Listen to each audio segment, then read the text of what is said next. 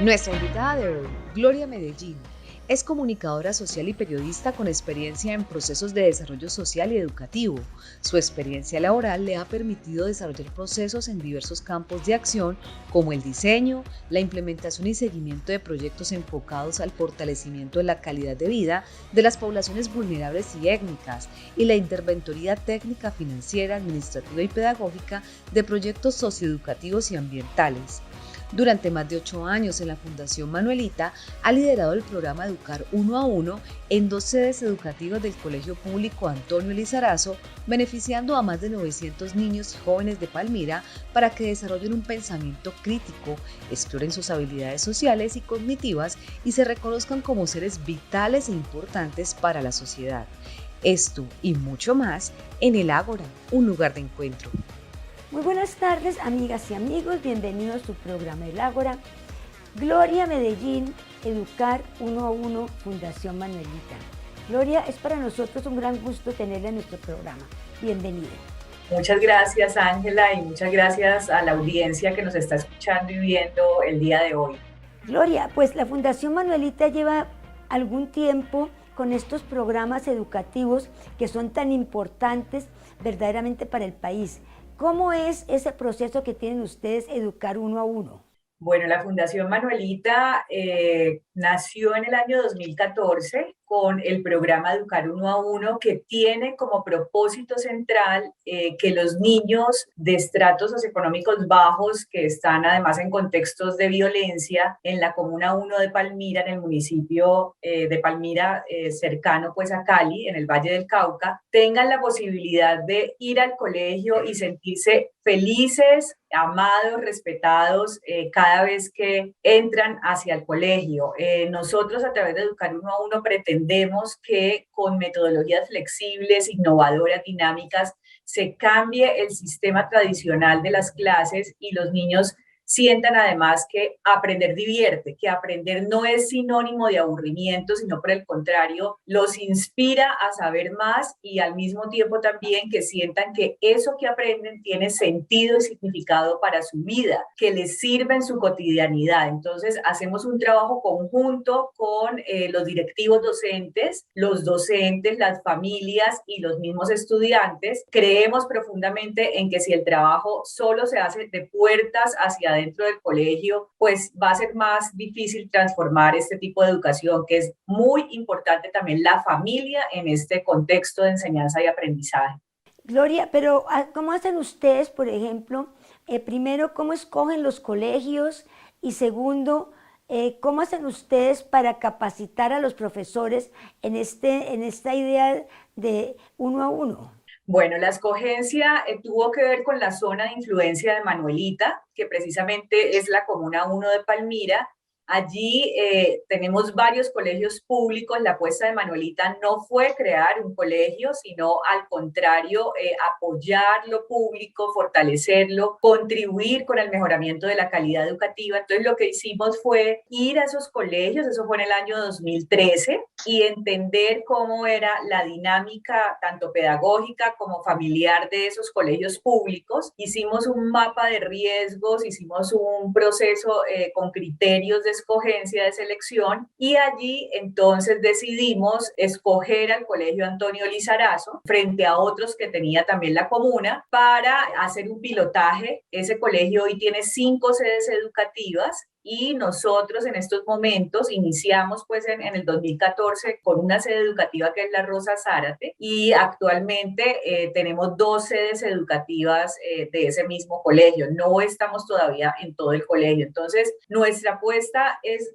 más que cobertura, es hacer un proceso muy profundo en términos de sostenibilidad, de foco frente a lo que queremos, de consolidación del modelo. Ya llevamos 9 años en él y tenemos indicadores pues muy potentes frente a los cambios, a las transformaciones de vida, porque no es un programa solamente de educación o de tecnología, sino también precisamente de eso, de brindar oportunidades para transformar vidas humanas, vidas de estas familias, si se quiere. Entonces, la escogencia fue así, a través de un proceso de 1 año también muy riguroso, y finalmente, pues es el Antonio Lizarazo el beneficiado de este proceso. En esta metodología uno a uno, ¿es una metodología de dónde viene o cómo o qué experiencias hay sobre esa metodología?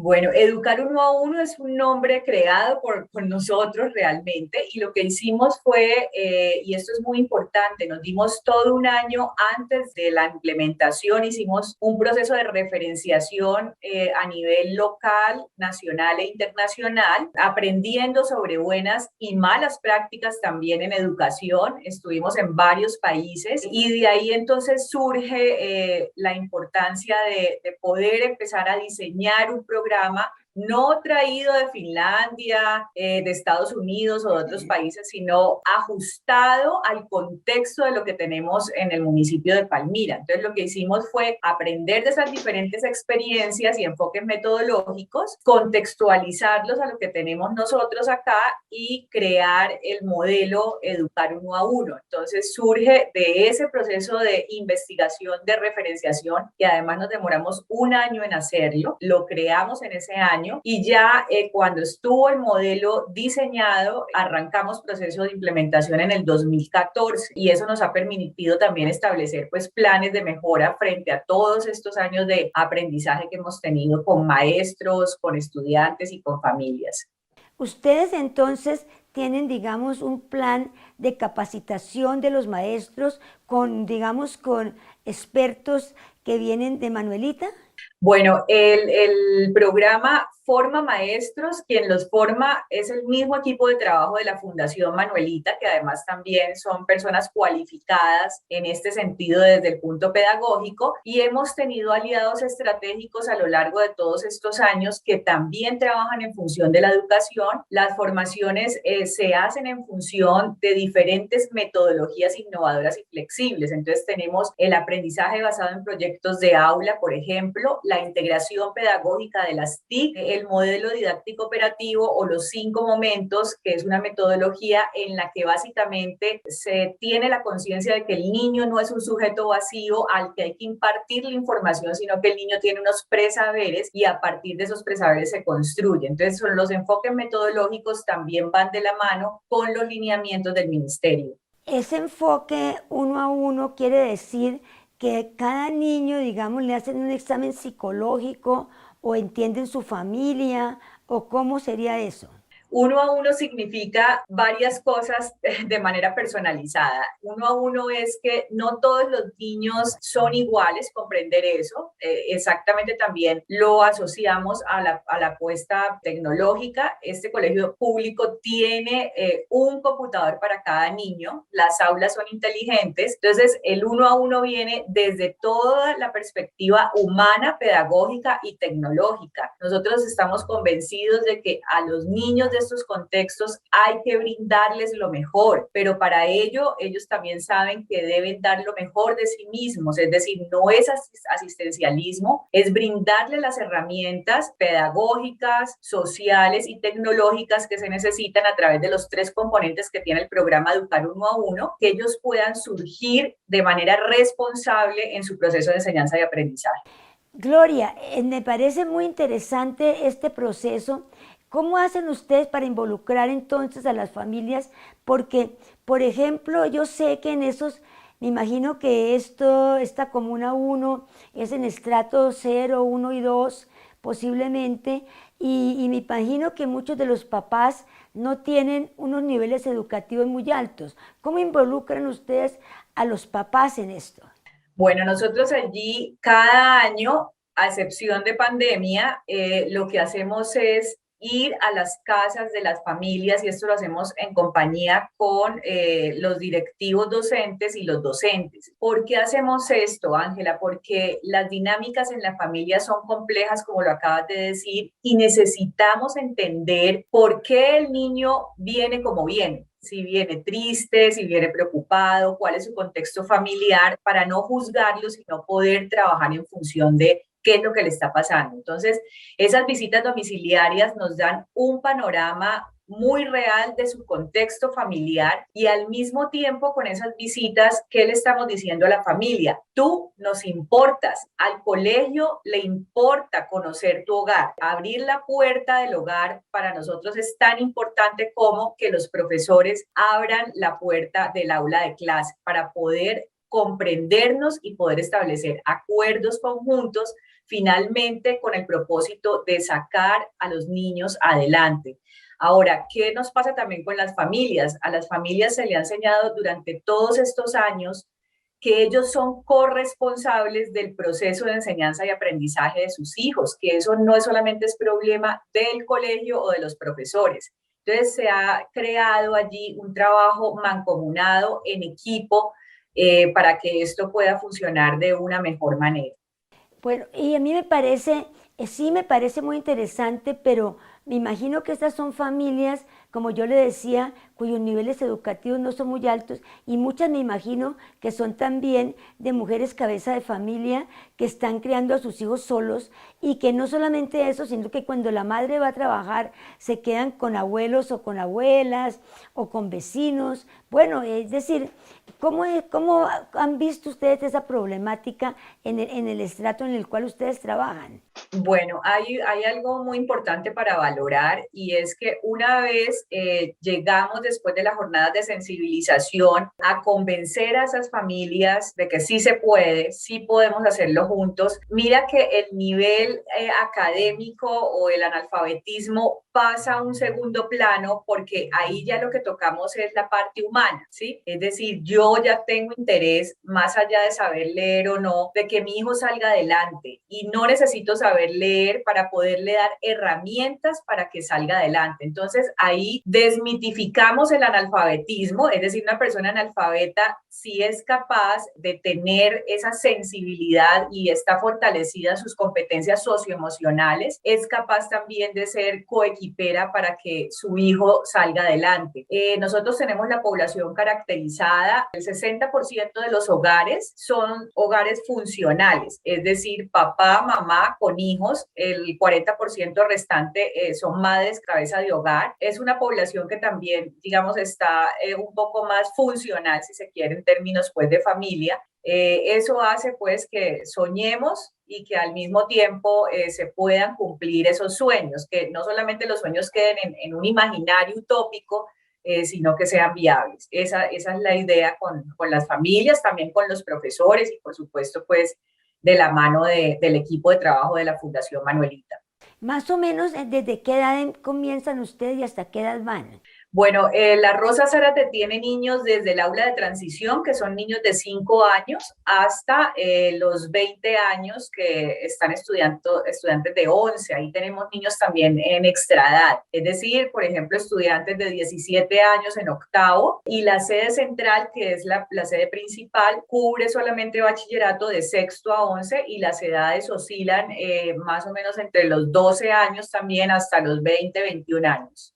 O sea que ustedes tienen la posibilidad de hacerle seguimiento a un niño desde que empieza en transición hasta que se gradúa y digamos en estos 7 años, ¿cuál ha sido digamos el resultado? El resultado digamos en cuanto a entrar a la universidad, en cuanto a ambiciones.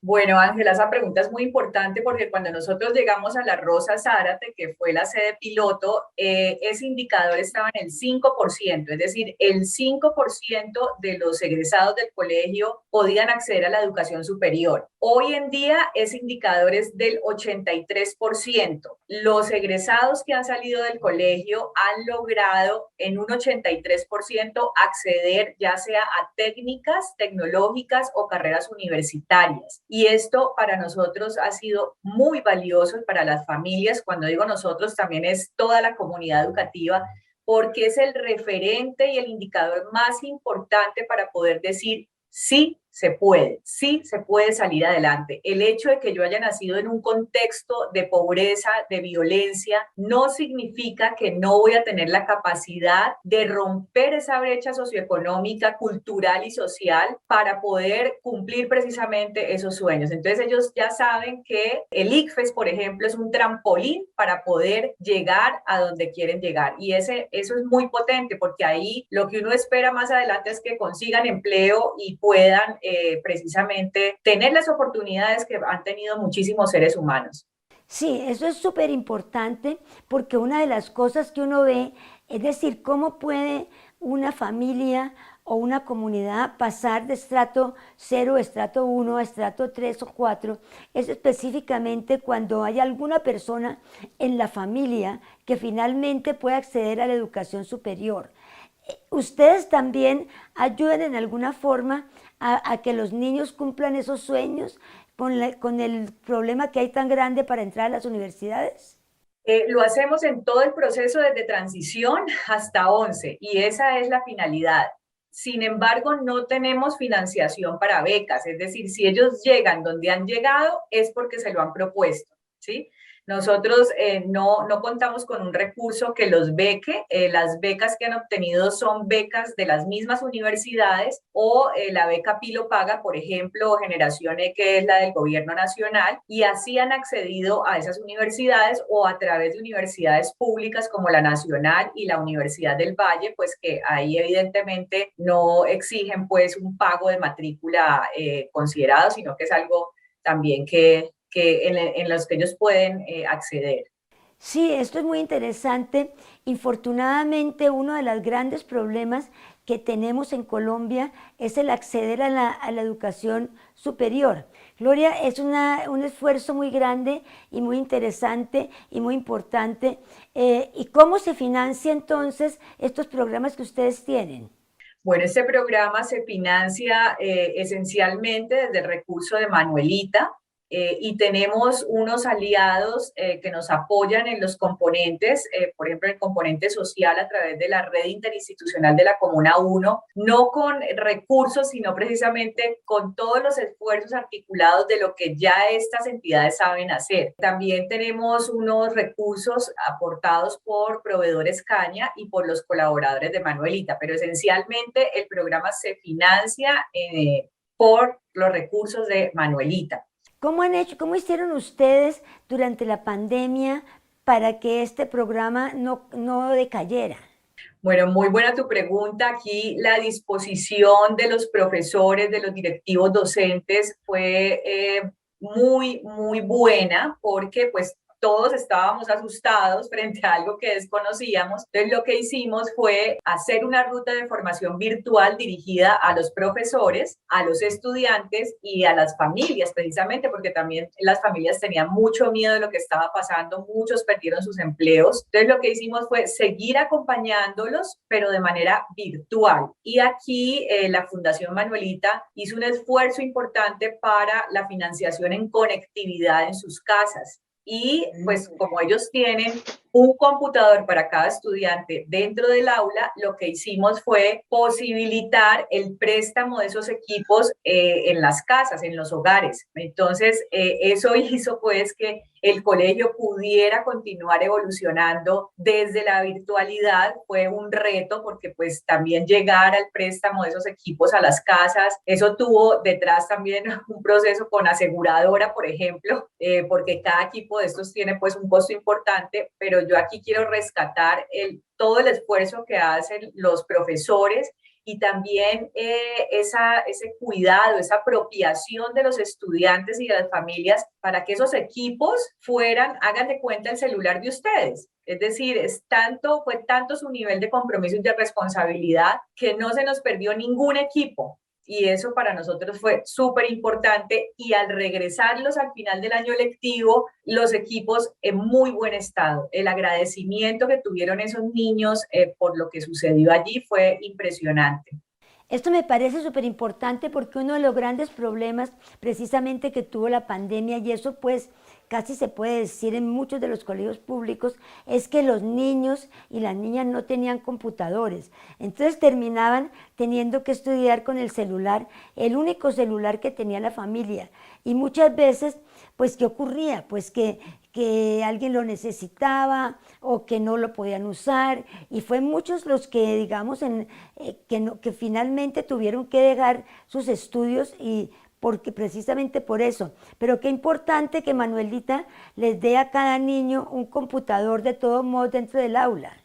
Así es, Ángela. Tú vas al colegio y son aulas inteligentes con videoproyectores interactivos, un computador para cada estudiante, Access Point, las aplicaciones pedagógicas y tecnológicas que tienen. Esos niños tienen unos referentes del mundo muy distintos y precisamente el programa Educar Uno a Uno ofrece esa posibilidad. ¿Cómo articulamos las metodologías, estrategias pedagógicas, se incorporan a la tecnología y a su vez esto genera un aprendizaje significativo? Por ejemplo, el trabajo por proyectos de aula es precisamente eso, es cómo le encontramos sentido a los diferentes temas que estamos viendo, que hacen parte de lo que un niño debería saber, que son los aprendizajes básicos de acuerdo con sus edades. Entonces, lograr esas metodologías flexibles y cambiar el sistema tradicional ha sido vital. Y también quiero aquí valorar el desaprender por parte de los profesores. Y una de las cosas más difíciles para cualquier ser humano es el desaprendizaje, para poder incorporar nuevas prácticas, y gracias a esas miradas de ellos, a esa nueva actitud, pues ha sido posible tener una educación innovadora en nuestro colegio. Yo digo en nuestro colegio, es un colegio público, pero en conjunto pues con el rector lo sentimos de nosotros, y eso ha sido de vital importancia, esa articulación entre lo público y lo privado. Porque eso, por ejemplo, de desaprender es casi una revolución. Es decir, los profesores se han acostumbrado a que ellos son como dioses y lo que él dice eso es decir, como quien dice, no les dan con una regla como los daban en los colegios ingleses, pero sí la autoridad del profesor deja de establecer una relación directa con el niño. Entonces, esto debe haber sido muy importante y también muy importante para los profesores. Así es, Ángela. Al inicio, como todo, costó mucha dificultad, precisamente ese desaprendizaje. Hoy en día lo que hemos hecho es una construcción conjunta que posibilita precisamente ir hacia el mismo lado, trabajar de manera conjunta por lo que queremos todos, porque además todos, la única intención que tenemos es de que estos niños y esas familias salgan adelante, tengan otras posibilidades, otros referentes éticos, estéticos, económicos, sociales, culturales, que abran su mundo. Entonces, finalmente, esto es posible por precisamente la disposición de los directivos docentes, del rector, de sus coordinadores, de los profesores, de nuestro equipo de trabajo, por supuesto, y de esas familias. Y hay algo que yo quiero aquí dejar claro, y es, desde transición le estamos diciendo a los niños, la responsabilidad de estudiar es tuya, no es del adulto. Entonces, asume esa responsabilidad. Sí, ¿cuántos niños más o menos es la cobertura? Tenemos, este año tenemos 850 estudiantes aproximadamente. ¿Y cuántos graduados han tenido ya?